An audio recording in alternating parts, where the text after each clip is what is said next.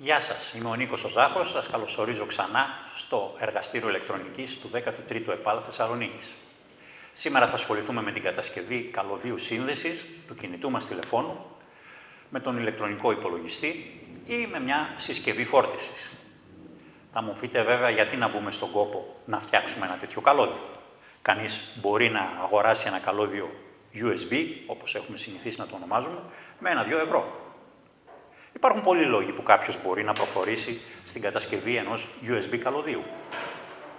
Καταρχήν εδώ είμαστε σχολείο και δουλειά μας είναι να κατανοήσουμε πλήρως τι είναι ένα τηλεπικοινωνιακό καλώδιο και γιατί αυτό διαφέρει από το απλό ηλεκτρολογικό καλώδιο. Αν θέλουμε να συνδέσουμε το κινητό μας απλώς για να φορτίσει σε μια συσκευή φόρτισης, χρειαζόμαστε ένα απλό ηλεκτρολογικό καλώδιο, μας φτάνει. Αν όμως θέλουμε να συνδέσουμε το κινητό μας στον ηλεκτρονικό υπολογιστή και να μπορούμε με αξιοπιστία να μεταφέρουμε μεγάλα και πολλά αρχεία, τότε χρειαζόμαστε ένα τηλεπικοινωνιακό καλώδιο. Πολλές φορές το καλώδιο που θα αγοράσουμε με 1-2 ευρώ δεν ακολουθεί τις προδιαγραφές και δεν λειτουργεί ως τηλεπικοινωνιακό καλώδιο.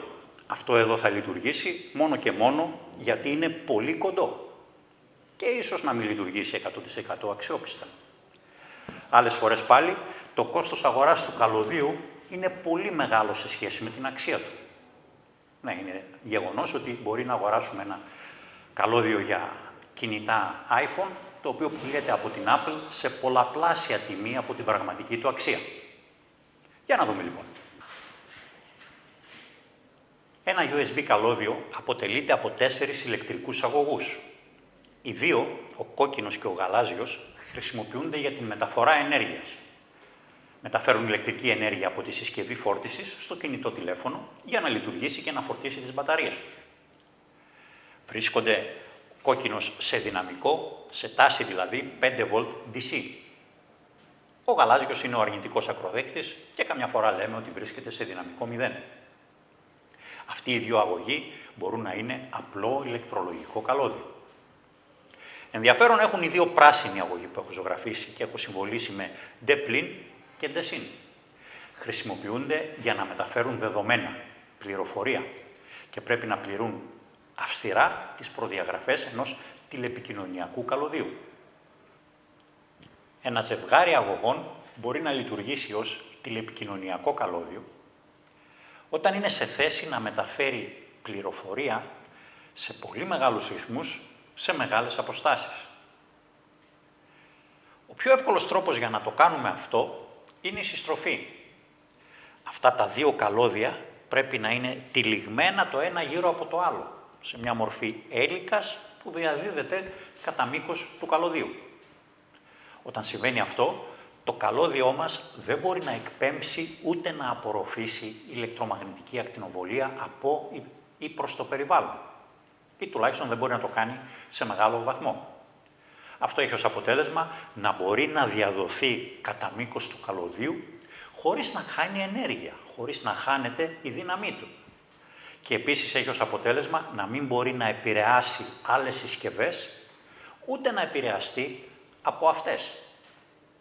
Κανονικά λοιπόν αυτό εδώ το διάγραμμα δεν μπορεί να απεικονίσει την μορφή ενός USB καλωδίου.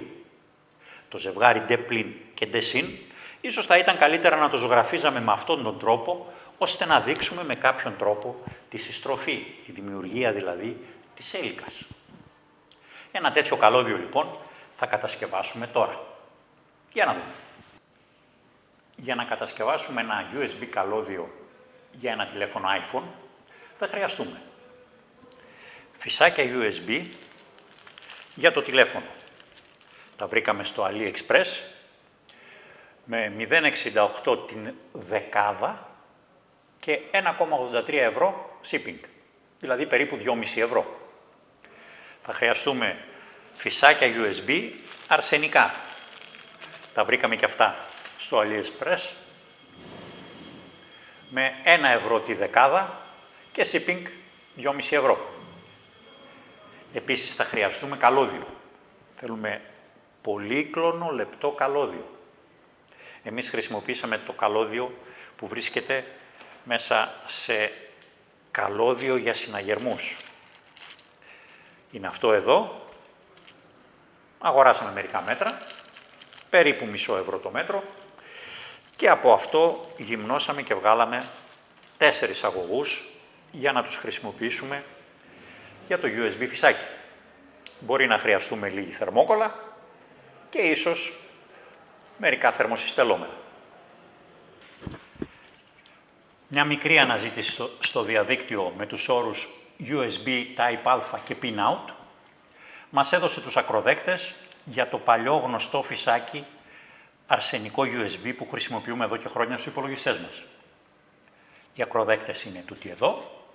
Προσέξτε πως θα το κρατήσω και θα το τοποθετήσω με τον ίδιο τρόπο στη μόρσα. Έχω από εμένα προς τα πέρα τις τροφοδοσίες 5V, μετά έχω data plin, data sin και ground. Θα γυμνώσω τα καλώδια, θα τα γανώσω και θα τα κολλήσω με το κολλητήρι.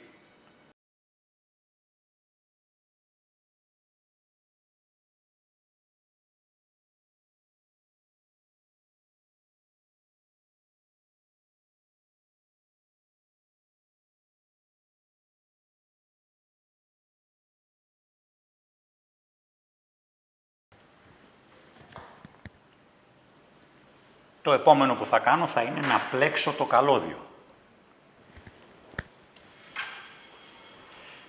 Για τα δεδομένα έχω χρησιμοποιήσει το λευκό και το πράσινο χρώμα.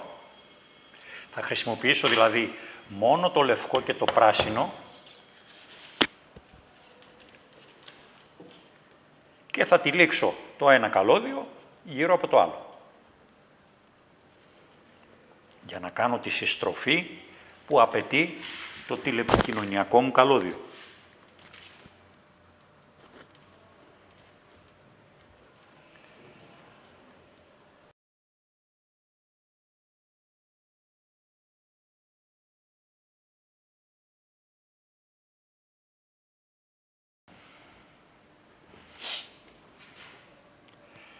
Έχω συστρέψει μεταξύ τους αγωγούς data plin και data sin.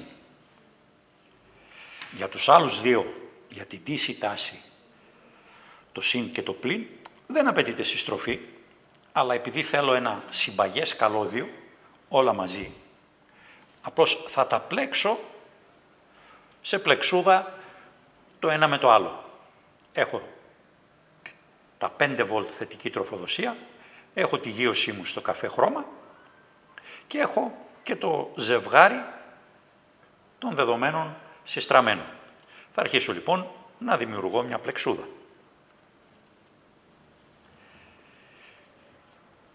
Η πλεξούδα θα βοηθήσει και στη θωράκιση του τηλεπικοινωνιακού ζεύγους. Βάζοντας την ανάμεσα από δύο αγωγούς τροφοδοσίας, σταθερής τάσης δηλαδή, ενισχύω την θωράκιση. Το καλώδιό μου γίνεται λίγο πιο ισχυρό όσον αφορά με τις παρεμβολές από ηλεκτρομαγνητικά σήματα.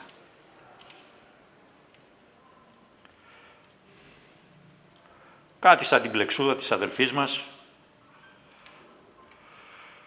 που φτιάχναμε όταν ήμασταν μικροί.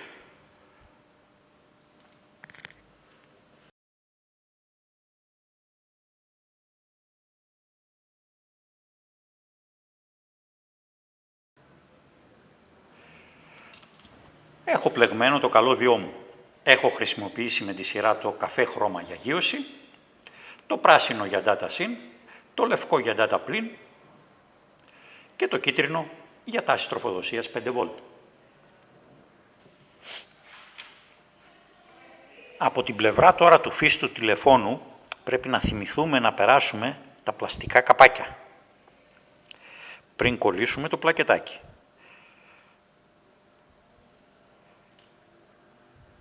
Πρώτα θα τοποθετήσουμε αυτό.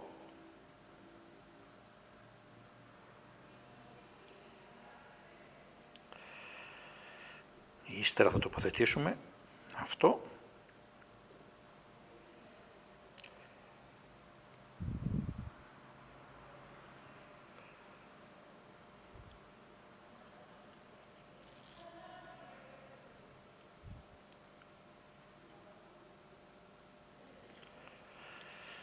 Και ύστερα θα κολλήσουμε το πλακετάκι. Ο κατασκευαστής έχει φροντίσει να γράψει τα σύμβολα πάνω στο πλακετάκι, τάσεις τροφοδοσίας, γείωσης, DataPlin και DataSyn. Αν προσέξουμε επίσης το πλακετάκι από την άλλη πλευρά, θα δούμε υπάρχει και ένα μικρό ηλεκτρονικό κύκλωμα. Η Apple έχει φροντίσει να τοποθετήσει τμήμα του κυκλώματος φόρτισης πάνω στο φύς, για να μην μπορούμε να το κατασκευάσουμε μόνοι μας. Φυσικά οι Κινέζοι έχουν αντιγράψει το πλακετάκι και το πουλούν σε εξευτελιστικά μικρή τιμή της τάξης, όπως είδατε, των 50 λεπτών στο κομμάτι. Εμείς έχουμε γανώσει τα καλώδια μας, θα βάλουμε το φυσάκι στη μόρσα και θα κολλήσουμε.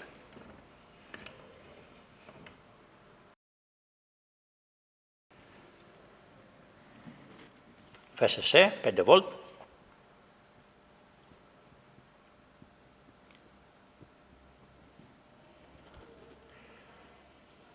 DataPlin.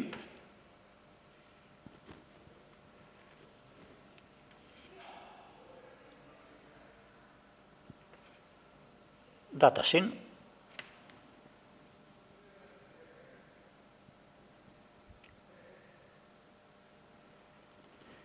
Και ground.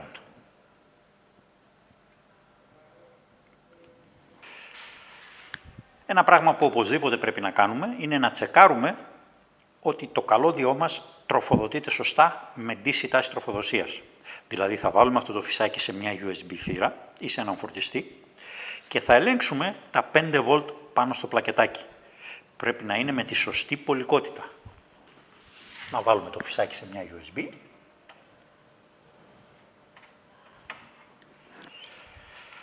Και με το πολύμετρο στη θέση DC 20V θα τσεκάρουμε στο VSS και στο ground ότι πράγματι δείτε έχω 5,09V με σωστά την τροφοδοσία. Προσοχή, όχι πλην 5 αλλά συν 5V μεταξύ του V και του ground. Αυτό το κάνουμε για να βεβαιωθούμε ότι δεν θα κάνουμε κάποια ζημιά στο τηλέφωνο μας. Μπορούμε να βάλουμε τα καπάκια. Το καλώδιό μας είναι έτοιμο. Καμιά φορά λίγη θερμόκολλα στο εσωτερικό βοηθάει. Επίσης, είναι πολύ πιθανό να χρησιμοποιήσουμε θερμοσυστελόμενα για να καλύψουμε καλύτερα τα σημεία που το καλώδιο εισέρχεται μέσα στα φυσάκια.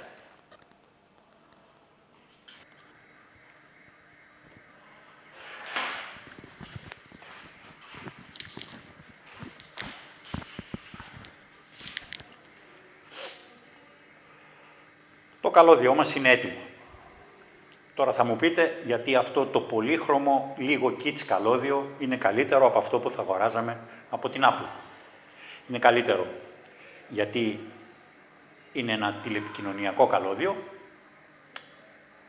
Είναι καλύτερο γιατί μας κόστισε περίπου 1,5 ευρώ στο κομμάτι. Και είναι καλύτερο γιατί το φτιάξαμε μόνοι μας. Σας ευχαριστώ πολύ που με ακούσατε. Από το 13ο ΕΠΑΛ Θεσσαλονίκης θα τα πούμε σε επόμενο βιντεάκι. Γεια σας!